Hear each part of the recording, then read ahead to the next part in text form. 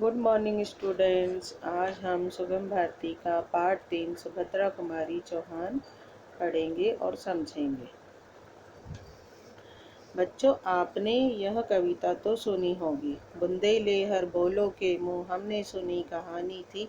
खूब लड़ी मर्दानी, वह तो झांसी वाली रानी थी। जानते हो इस कविता की रचना किसने की है? इसकी रचयिता है श्रीमती सुभद्रा कुमारी चौहान। इन्होंने इसी तरह की अनेक कविताएं लिखी है। सुभद्रा का जन्म सन 1904 ईस्वी में प्रयाग के निहालपुर मोहल्ले में ठाकुर रामनाथ सिंह के घर हुआ। इनकी मां का नाम धीराज कुंवर था। बच्चों, जो ये झांसी वाली रानी कविता है वह किसने लिखी है? वह यह प्रसिद्ध रचनाकारक जिनकी रचयिता थी श्रीमती सुभद्रा कुमारी चौहान। और यह पाठ भी उन्हीं के बारे में हमें बताया गया है, जो कि इन्होंने बहुत सारी कविताएं लिखी हैं।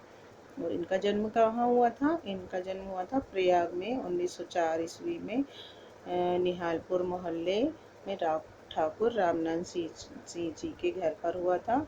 और इनकी माँ का नाम था धीराज कुंवर। ठीक है। 5 वर्ष की उम्र में इनको स्कूल में भर्ती किया गया। अपनी तीक्ष्ण बुद्धि और काव्य प्रतिभा के कारण वे सभी अध्यापकों की चहेती बन गई।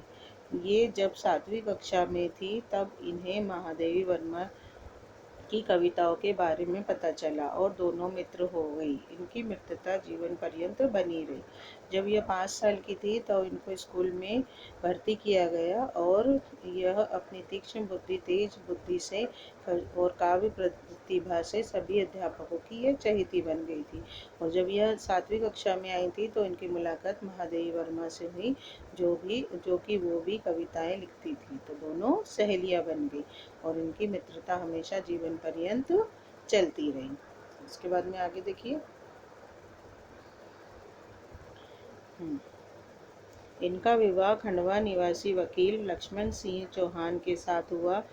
इसी समय जलियांवाला बाग कांड हुआ। इस कांड के से सारे देश में अंग्रेजों के प्रति रोष की लहर फैल गई। इसी बीच गांधी जी ने विदेशी वस्तुओं तथा असहयोग आंदोलन के लिए छात्रों का आह्वान किया। इससे प्रेरित होकर सुभद्रा और लक्ष्मण सिंह ने भी इन आंदोलनों में भाग लेने का निश्चय किया। सुभद्रा कुमारी चौहान ने राष्ट्रीय आंदोलनों में जी जान से योगदान दिया। उनके भाषण बहुत जोशीले होते थे तथा वे बीच बीच में कविताएं भी सुनाती थी। जब ये बड़ी हुई तो इनका विवाह खंडवा में रहने वाले वकील श्री लक्ष्मण सिंह चौहान के साथ हुआ। और इसी समय जलियांवाला बाग हत्याकांड भी हुआ था। और इस समय पूरे देश में अंग्रेजों के प्रति भारत देश की जनता के मन में रोष की लहर थी, क्रोध की लहर फैली हुई थी। और गांधी जी भी इस समय असहयोग आंदोलन चला रहे थे और वह छात्रों को आह्वान कर रहे थे, बुला रहे थे इस आंदोलन के लिए।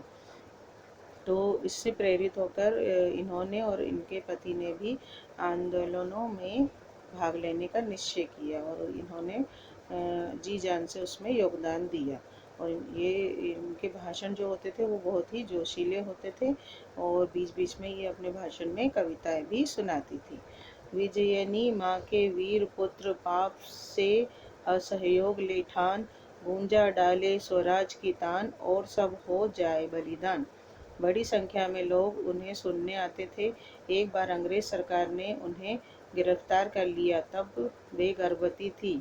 फिर भी उन्होंने जेल के कष्ट सहे, जिससे उनकी तबीयत खराब होती गई। बड़ी संख्या में लोग इनको सुनने आते थे। फिर एक बार अंग्रेज सरकार ने इनको गिरफ्तार कर लिया। उस समय यह गर्भवती थी। फिर भी इन्होंने जेल में कष्ट सहे और उससे उनकी तबीयत भी खराब हुई। इसके बाद में सत्याग्रह की समाप्ति के बाद बेटी सुधा का जन्म हुआ। उनके बाद अजय और विजय 2 पुत्रों का जन्म हुआ। इसी समय इन्हें कविता संग्रह मुकुल पर शेक्सपियर पुरस्कार मिला। पद्मलाल पुन्नालाल बख्शी तथा नर्मदा प्रसाद खरे के अनुरोध पर इन्होंने कहानियाँ लिखना प्रारंभ की, जिनके संग्रह बिखरे मोती को छपवाने के लिए सुभद्रा को इलाहाबाद जाना पड़ा। इस संग्रह पर इनको पुनः शिक्षरिया पुरस्कार मिला। इसी समय वहाँ नरेंद्र शर्मा, केदारनाथ अग्रवाल और शमशेर बहादुर सिंह से इनका संपर्क हुआ, जो इनको मौसी कहा करते थे। अब सत्याग्रह की जब समाप्ति हुई तो उन्होंने अपनी बेटी सुधा का इनकी बेटी सुधा का जन्म हुआ। उसके बाद में अजय विजय नामक दो पुत्र को भी इन्होंने जन्म दिया। उसके बाद में इनको अपनी अच्छी कविताओं के लिए शेक्सपियर मुकुल पर शेक्सपियर पुरस्कार मिला और पद्मलाल पुन्नालाल बख्शी और नर्मदा प्रसाद खरे के अनुरोध पर इन्होंने क्या किया, कहानी लिखना भी शुरू करा। और जब इन्होंने कहानी लिखी तो वो भी बहुत ही फेमस हुई, प्रसिद्ध हुई, और जिसमें बिखरे मोती पे उनको फिर से पुरस्कार उसको छपवाने के लिए उन्हें इलाहाबाद जाना पड़ा था और फिर उनको पुनः शेक्सपियर पुरस्कार मिला। और फिर बाद में नरेंद्र शर्मा और केदारनाथ अग्रवाल और शमशेर बहादुर सिंह से इनकी मुलाकात हुई, जो आगे चलकर इन्हें मौसी कहा करते थे। सुभद्रा जब भी इलाहाबाद जाती अपनी बाल सखी महादेवी वर्मा से अवश्य मिलती थी। उनसे मिलकर उनका बचपन साकार हो उठता था। असहयोग आंदोलन समाप्त होने पर सुभद्रा समाज सेवा के कार्यों में भाग लेने लगी। वे पुनः कविताएं लिखने लगी, किंतु कविताएं घरेलू जीवन से संबंधित होती या बच्चों के लिए अधिक होती थी। जैसे अब सुभद्रा जब भी इलाहाबाद जाती थी तो वो अपनी बाल सखी महादेवी वर्मा से अवश्य मिलती थी। और जब आंदोलन समाप्त होने लगे तो उन्होंने क्या किया, समाज के सेवा कार्यों में भाग लेना चालू करा। उसके बाद में फिर भी वह कविताएं लिखती रहीं और उनकी जो कविताएं थी वो अधिकतर घरेलू जीवन से संबंधित और बच्चों के लिए अधिक होती थी।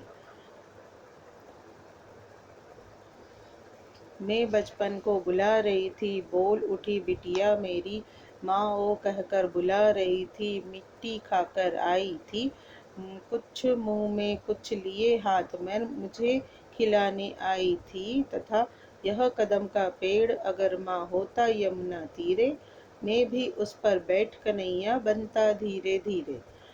सन 1936 में यह मध्य प्रांत असेंबली की जबलपुर महिला सुरक्षित सीट से विधानसभा सदस्य निर्वाचित हुई। ये साहस और करुणा की प्रतिमूर्ति थी। तरह तरह की सहायता के लिए लोग इनके पास आते थे। इन्होंने एक अनाथ बालिका को भी अपने यहाँ आश्रय प्रदान किया। इनकी बेटी सुधा का विवाह प्रेमचंद के बेटे अमृत राय से हुआ। फिर आगे क्या हुआ, 1936 में मध्य प्रांत असेंबली की जबलपुर महिला सीट में यह विधानसभा की सदस्य निर्वाचित हुई। और फिर यह कैसी थी, एकदम साहसी महिला थी और बहुत ही इनके मन में दया करुणा थी। और लोग बाग इनसे मिलने इनके पास अवश्य आते थे, अपनी अपनी समस्याएं लेकर आते थे और वो इनको सुधारती भी थी। और इन्होंने एक अनाथ बालिका को भी आश्रय प्रदान किया था। और आगे चल के जब इनकी बेटी बड़ी हुई तो उन्होंने अपनी बेटी का विवाह किसके साथ किया, प्रेमचंद के बेटे अमृत राय के साथ किया। उसके बाद लगातार दूसरी बार जबलपुर विधानसभा सीट से चुनी गई। लगातार दूसरी बार सुभद्रा जबलपुर विधानसभा सीट से चुनी गई और मध्य प्रांत असेंबली पहुंची। इसी बीच 30 जनवरी 1948 को गांधी जी की मृत्यु का समाचार मिला। इससे उन्हें गहरा आघात लगा, वे टूट सी गई। शायद उन्हें अपनी मृत्यु का पूर्व आभास भी हो गया था, इसलिए मृत्यु के 3-4 दिन पहले उन्होंने अपनी बेटी सुधा से कहा था, मृत्यु के सच को भला कौन टाल सकता है। नागपुर में शिक्षा विभाग की बैठक से लौटते समय सन 1948 ईस्वी में इस अमर कवयित्री और कर्मठ स्वतंत्रता सेनानी की कार दुर्घटना में मृत्यु हो गई। मिला तेज से तेज, तेज की वह सच्ची अधिकारी थी। देखो, उसके बाद में लगातार दूसरी बार भी वह जबलपुर विधानसभा की सीट में अध्यक्ष चुनी गई और मध्य प्रांत असेंबली वह पहुंची। फिर 30 जनवरी 1948 में जब गांधी जी की मृत्यु का समाचार उनको मिला तो वह टूट सी गई।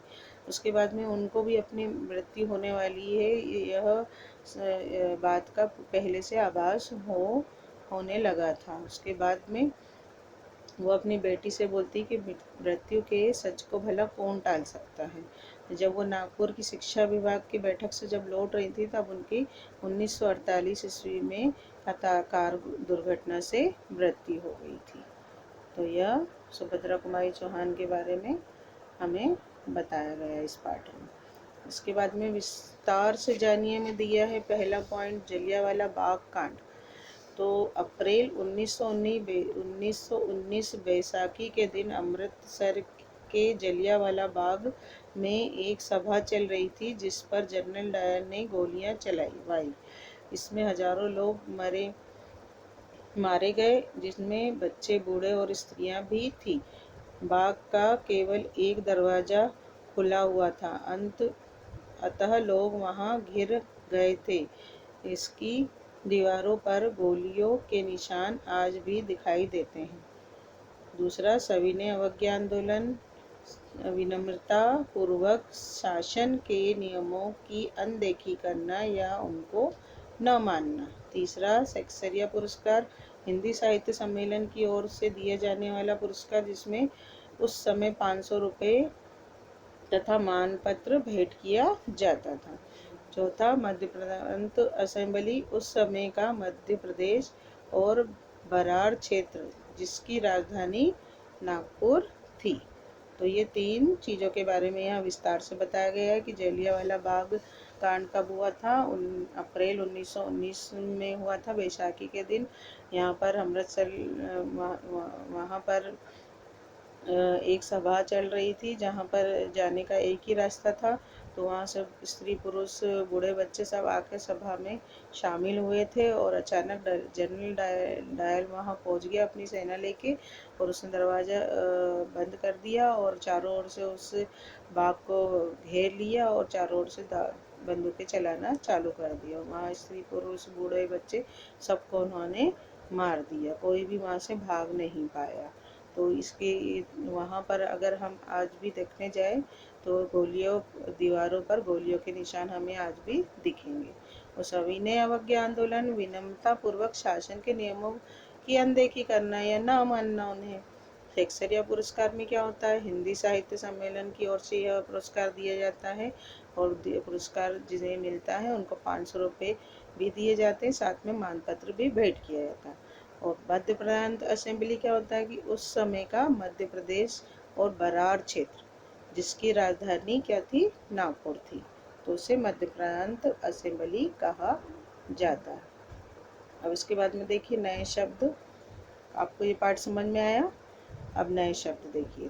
तीक्ष्ण बुद्धि, तेज अक्ल, काव्य प्रतिभा, काव्य रचने का गुण, चहेती, प्रिय, प्यारी, प्रसिद्ध, यश, ख्याति, आह्वान, बुलावा, बहिष्कार, त्याग, प्रकाशन, लिखित सामग्री को छपवा कर प्रकाश में लाना, संपादन, प्रकाशन के योग्य बनाना, ठीक करना, शैशव, शिशु अवस्था, प्रभात, सवेरा, विकास, वृद्धि होना, बढ़ना, यौवन, जवानी, मादक, मस्त करने वाली, उल्लास, खुशी, आघात, गहरा दुख, दिल पर लगने वाली चोट, असहयोग, सहयोग न करना।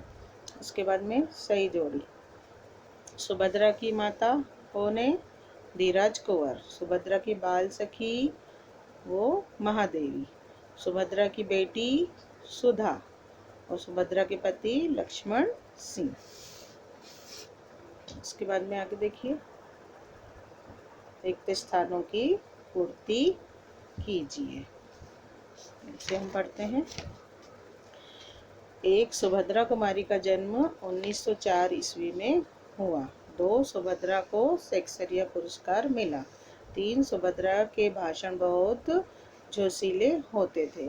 4. सुभद्रा कुमारी की कविताओं के संग्रह का नाम मुकुल है। इसके बाद में क्वेश्चन दिए हैं, प्रश्न ये, इसके उत्तर आगे लिखे हैं, आगे हम पढ़ेंगे। यहाँ देखिए बुक की एक्सरसाइज आगे की। रेखांकित शब्दों के लिंग बदलकर वाक्य को पुनः लिखिए। 1. यह मेरे दादा है, तो उत्तर आएगा यह मेरी दादी है। 2. शेर अपनी गुफा में सो रहा है, तो उत्तर आएगा शेरनी अपनी गुफा में सो रही है। 3. मामी घर जा रही हैं, तो इसका उत्तर होगा मामा घर जा रहे हैं। 4. शिक्षिका कल शाला आएंगी, तो इसका उत्तर होगा शिक्षक कल शाला आएंगे। 5. यहाँ महिलाओं का सम्मेलन हो रहा है, तो उत्तर यहाँ पुरुषों का सम्मेलन हो रहा है। उसके बाद में नीचे दिए गए शब्दों के लिंग बदलना है, हमें लिंग बदलकर लिखना है। जैसे यहाँ उदाहरण दिया है बालक बालिका, तो इसमें आएगा छात्र छात्रा, बैल गाय, दादा दादी, नाना नानी, मोर मोरनी, घोड़ा घोड़ी, मामा और मामी। इसी तरह यह आगे के भी बदलना है। लेखिका लेखक, तो उसमें आएगा आगे औरत आदमी, चाचा चाची, हथनी हाथी, सास ससुर, कवियत्री कवि, शिष्या शिष्य और देवरानी देवर। उसके बाद में आगे देखिए, ये छोटी सी और एक्सरसाइज यहाँ पर दी है, इनसे भी जानिए। तो ये आप होमवर्क में करिएगा। इसके आगे देखिएगा, यहाँ पर फिर से शब्दार्थ दिए हुए हैं, ये हम पढ़ चुके हैं और आपको ऐसा ही कॉपी में लिखना है। अब इसे आप खुद पढ़िएगा, मैं आपको पढ़ के बता चुकी हूँ। अब ये प्रश्न उत्तर। प्रश्न 1. सुभद्रा कुमारी चौहान का विवाह किसके साथ हुआ था? सुभद्रा कुमारी चौहान का विवाह खंडवा निवासी वकील श्री लक्ष्मण सिंह चौहान के साथ हुआ। प्रश्न 2. सुभद्रा कुमारी का पुरस्कृत संग्रह को कहानी संग्रह कौन सा है? उत्तर सुभद्रा कुमारी का पुरस्कृत कहानी संग्रह बिखरे मोती है। प्रश्न 3. सुभद्रा ने अपनी बेटी का विवाह किसके साथ किया? उत्तर सुभद्रा ने अपनी बेटी का विवाह प्रेमचंद के बेटे अमृत राय के साथ किया। प्रश्न 4. सुभद्रा की अमर कविता कौन सी है? उत्तर सुभद्रा की अमर कविता झांसी वाली रानी। प्रश्न 5. सुभद्रा अपने अध्यापकों की चहेती क्यों थी? उत्तर सुभद्रा अपनी तीक्ष्ण बुद्धि और काव्य प्रतिभा के कारण अपने अध्यापकों की चहेती थी। प्रश्न 6. सुभद्रा की सबसे प्रिय बाल सखी कौन थी और क्यों? उत्तर सुभद्रा की सबसे प्रिय बाल सखी महादेवी वर्मा थी, क्योंकि वह भी कविताएं लिखती थी। प्रश्न 7. सुभद्रा जी ने कौन कौन से आंदोलनों में भाग लिया? उत्तर सुभद्रा जी ने असहयोग आंदोलन और राष्ट्रीय आंदोलनों में भाग लिया। प्रश्न 8. सुभद्रा कुमारी चौहान की रचनाओं की क्या विशेषता थी? उत्तर सुभद्रा कुमारी चौहान की रचनाएं घरेलू जीवन से संबंधित एवं बच्चों के लिए अधिक होती थी। पाठ के अंत में डिक्टेशन होगा। श्रुति लेख: 1. मर्दानी, 2. रचयिता, 3. भर्ती, 4. राष्ट्रीय, 5. जोशीले, 6. शेक्सपियर, 7. आंदोलन, 8. प्रतिमूर्ति, 9. असेंबली, 10. स्वतंत्रता। यहाँ पर हमारा ये पाठ समाप्त होता है। आपको समझ में आया? Thank you students.